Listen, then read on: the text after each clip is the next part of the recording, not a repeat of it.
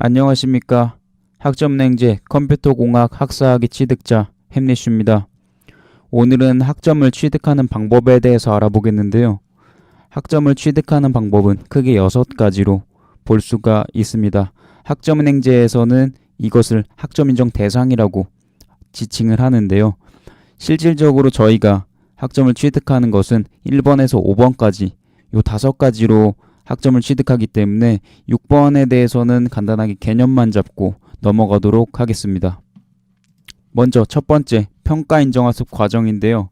평가인정학습 과정은 지금 이렇게 글로 이렇게 줄줄이 써 있는데 쉽게 설명을 해드리면은 그 어떤 과목을 그 교육기관에서 개설하기 위해서 국가평생교육진흥원이라는 학점냉제를 운영하는 기관에다가 그 과목을 인가를 받아서 개설을 한 다음에 학습자들한테 출석률 80% 이상 아니면 총점 60점 이상 이런 기준으로 통과를 하게 되면은 인정을 받을 수 있게 해주는 과목이라고 생각을 하시면 됩니다. 그래서 일반적으로 평가인정학습 과정이 저희가 이렇게 인터넷에서 학점은행제 검색하면은 나오는 사이트들, 원격 사이트들도 있고 아니면 오프라인 사이트들도 있는데 그런 기관에서 과목을 들으면 학점 인정이 가능하다라고 생각을 하시면 됩니다. 그래서 실질적으로 제일 많이 학점을 취득하는 곳은 이 평가인정학습 과정으로 개설이 되어 있는 그 과목들을 취득하는 방법들이 일반적이고요. 두 번째, 학점인정 대상학교 같은 경우에는 학점은행제 학위를 따기 위해서 학점인정 대상학교에 가가지고 학점을 따지는 않아요. 왜냐면 학점인정 대상학교는 이전에 학교를 다녔던 분이거나 아니면 졸업을 했던 분, 요런 분들이 거기에 있던 학점들을 가지고 와서 쓰는 거거든요. 그래서 요거는 전적대학이라고도 하는데 4년제를 졸업하신 분들은 그 학점들 가져다가 쓸 수가 없지만 전문대를 다니다가 그만뒀다, 아니면은 전문대를 졸업을 했다, 아니면 4년제 학교를 다니다가 중간에 그만뒀다, 요런 분들은 한 학기라도 그 이수가 된 과목들이 있으면 그 과목들을 가져다가 학점은행제에서 활용을 할 수가 있습니다. 그리고 세 번째, 시간제 등록. 시간제 등록이라니까 뭔가 좀 생소한 개념이라고 생각이 드실 수 있는데, 쉽게 말씀을 드리면 대학 아니면 평생교육시설에서 그냥 일반인들한테 과목을 열어준다라고 생각을 하면 돼요. 예를 들면 사이버대학 같은 데서 이제 거기에 입학을 해가지고 이렇게 과목을 듣는 사람들이 있을 거 아니에요. 근데 입학을 안 해도 그냥 일반인들한테 이 과목 얼마 주면 듣게 해줄게, 이렇게 생각을 하시면 돼요. 그래서 필요한 과목들이 만약에 시간제, 교육기관에 시간제로 들을 수 있는 대학이라든지 이런 평생교육시설에 개설이 되어 있다라고 하면 이거를 수강을 해서 학점을 취득할 수도 있는 거죠. 하지만 이게 시간제 등록이랑 이제 평가인정학습 과정이랑 조금 다른 부분은 뭐냐면, 시간제 등록은 조금 더 복잡해요. 인정을 받는 절차가. 왜냐면 그 대학교에 입학 서류라든지 이런 것들, 고등학교 졸업증명서나 이런 서류를 제출해야 될 수가 있고, 입학할 때 보는 간단한 테스트, 시험 같은 걸 볼 수도 있고요. 그리고 나중에 수업이 끝나면 제출하는 서류 같은 것들도 조금 더 이제 직접 떼가지고 등기로 보내야 된다든지 팩스로 보내야 된다든지 이런 약간의 복잡한 절차가 있을 수 있다라고 생각을 하시면 됩니다. 그래서 시간제 등록 같은 경우에는 평가인정학습 과정으로 채울 수 없는 부분들을 이곳에서 어떻게라도 들으려고 하면 이쪽에서 충족을 할 수도 있다라고 생각을 하시면 됩니다. 그래서 시간제 등록 같은 경우에 솔직히 학점은행제에서 약간의 임시방편으로 듣는 곳이다 라고 생각하시면 됩니다. 그리고 네 번째, 자격. 자격은 저희가 알고 있는 일반적인 자격증이고요. 국가 자격증들 있죠. 예를 들면 정보처리 산업기사, 컴퓨터 능력 1, 2급, 네트워크 관리사 2급 등등등이 있는데 모든 자격증들이 다 학점으로 인정이 가능한 건 아니에요. 물론 이제 일반적인 산업기사, 기사 요런 자격증들은 다 인정이 가능하지만 그 외에 이제 저희가 잘 모르는 자격증들, 아니면 조금 이거는 공인 자격증은 아닌 것 같고 막 애매한 그런 자격증들 있잖아요. 이런 자격증들은 그 리스트를 확인을 해봐야 돼요. 그러니까 국가평생교육진흥원에서 학점은행제를 운영을 하잖아요.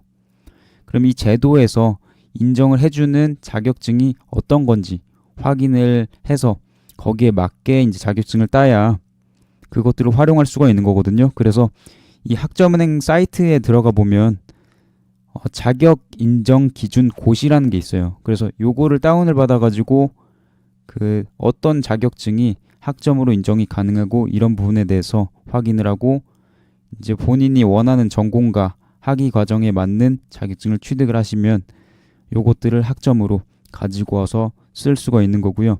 학사학위는 최대 자격증 3개까지 등록이 가능하고 전문 학사학위는 2개까지 인정이 가능하고요.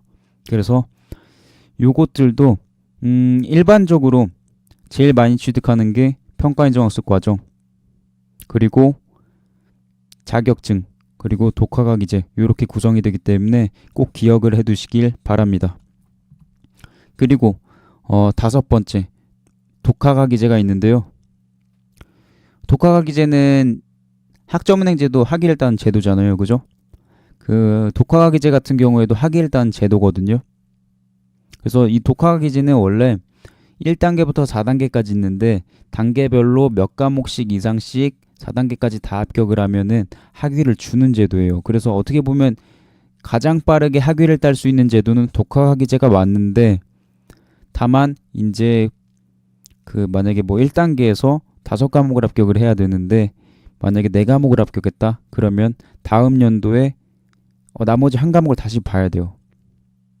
왜냐면은 그 기준을 다 충족을 해야 학사학위를 주기 때문에. 그래서 한번 이제 단계를 놓치게 되면은 1년씩 기간이 딜레이 된다라고 보실 수도 있고요. 물론 이제 이거는 1단계부터 3단계까지 그 면제가 돼서 4단계를 바로 보실 수 있는 분들이면 상관이 없지만 그렇지 않은 분들은 막 1년씩 이렇게 딜레이가 되기도 해요. 그래서 이 독학학위제 같은 경우에는 학점은행제랑 병행을 하게 될 경우에 조금 더 플러스 알파가 된다라고 생각을 하시면 되고요.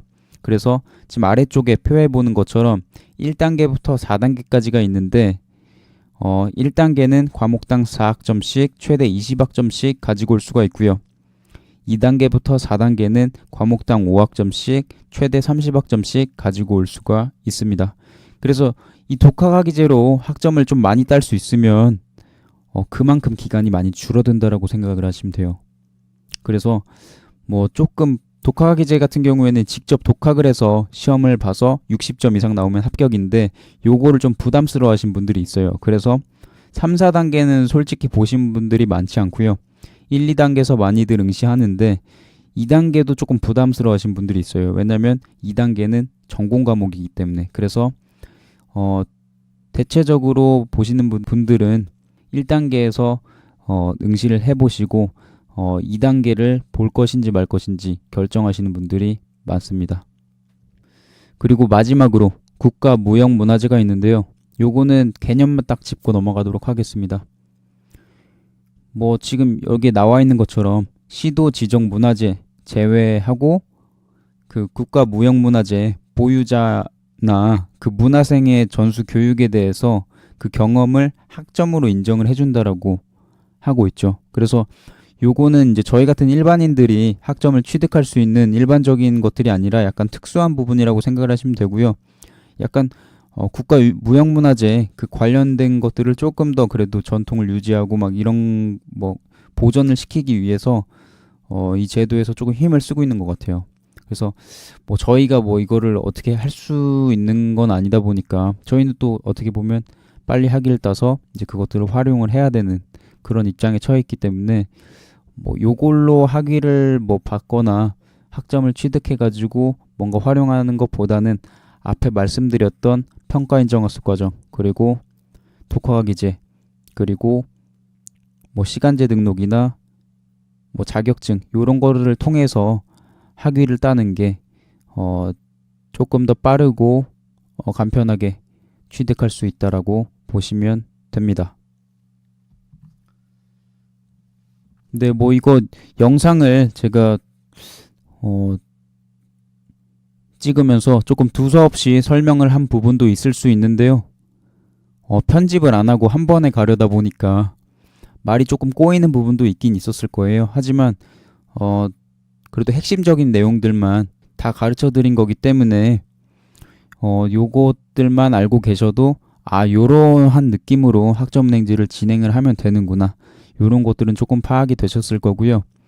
뭐 중간중간 궁금한 부분들이 생기시면 댓글로 물어보시면 제가 실시간으로 답변을 해드릴 거기 때문에, 제가 이제 이렇게 말씀드린 부분 중에서 이게 무슨 말인지 모르겠어요, 아니면 저는 이렇게 하려고 하는데 이건 어떤가요, 뭐 이렇게 여쭤보시면은 제가 성실하게 답변을 달아드리도록 하겠습니다.